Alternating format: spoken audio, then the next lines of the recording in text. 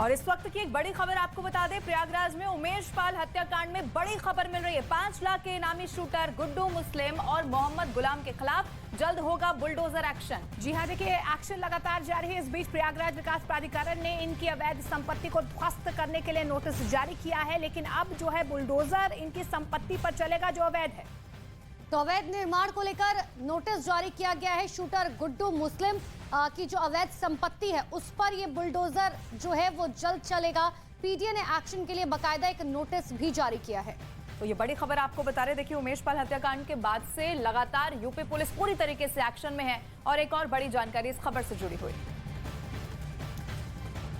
और इस बीच एक बहुत बड़ी खबर सामने आ रही है। अतीक अहमद और उसके भाई अशरफ को पहली बार सजा होने जा रही है और दोनों को पहली बार सजा उसी उमेश पाल के अपहरण केस में होने जा रही है। देखिए, जिसकी हत्या 24 फरवरी को की गई थी। अपनी हत्या से पहले उमेश पाल अपने अपहरण केस में कोर्ट में, दरअसल अपने अपहरण के केस में कोर्ट में गवाही दे चुका है और उसी केस में हर किसी को 28 मार्च का इंतजार है, जब स्पेशल एमपी एमएलए कोर्ट अपना फैसला सुना देगी।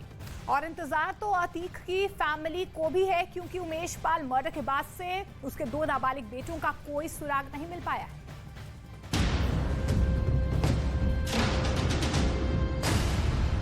अतीक गैंग के खात्मे का काउंटडाउन।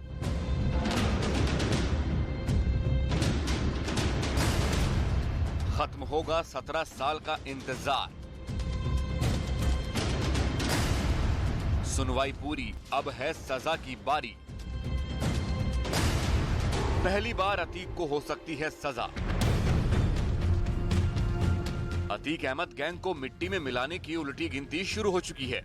दरअसल उमेश पाल अपहरण केस में प्रयागराज की स्पेशल एमपी एमएलए कोर्ट में अतीक और अशरफ की सुनवाई पूरी हो गई।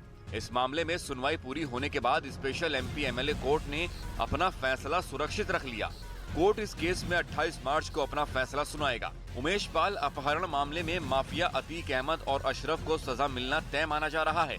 अगर कोर्ट इस मामले में दोषी करार देता है तो दोनों भाइयों को पहली बार किसी मुकदमे में सजा मिलेगी।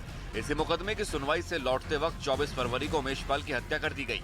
हालांकि हत्या से पहले इस केस में उमेश पाल की गवाही हो चुकी थी। दरअसल साल 2006 में बीएसपी विधायक राजू पाल मर्डर केस के गवाह उमेश पाल का अपहरण हुआ था।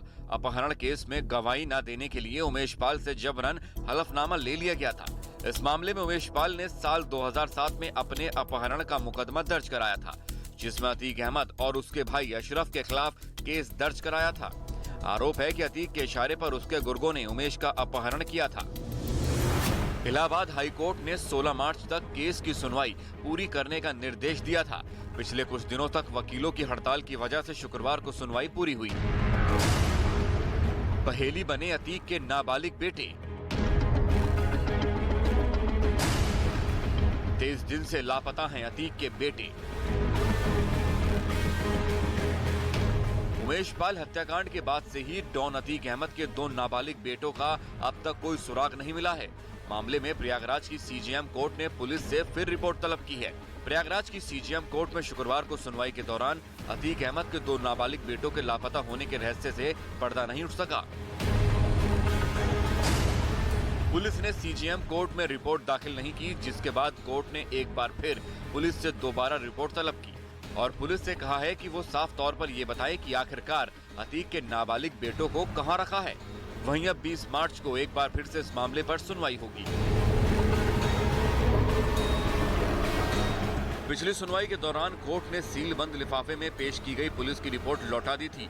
कोर्ट में पुलिस की तरफ से कहा गया था कि नाबालिग बेटों के पिता अतीक अहमद माफिया हैं और मां शाइस्ता परवीन फरार है। ऐसे में परिवार की दुश्मनी से इनकार नहीं किया जा सकता।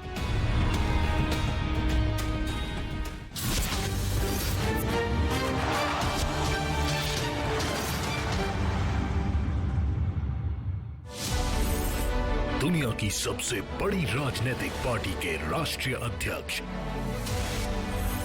जेपी नड्डा को सुनिए देश के नंबर 1 हिंदी न्यूज चैनल पर न्यूज 18 चौपाल। देखिए 20 मार्च सिर्फ न्यूज 18 इंडिया पर।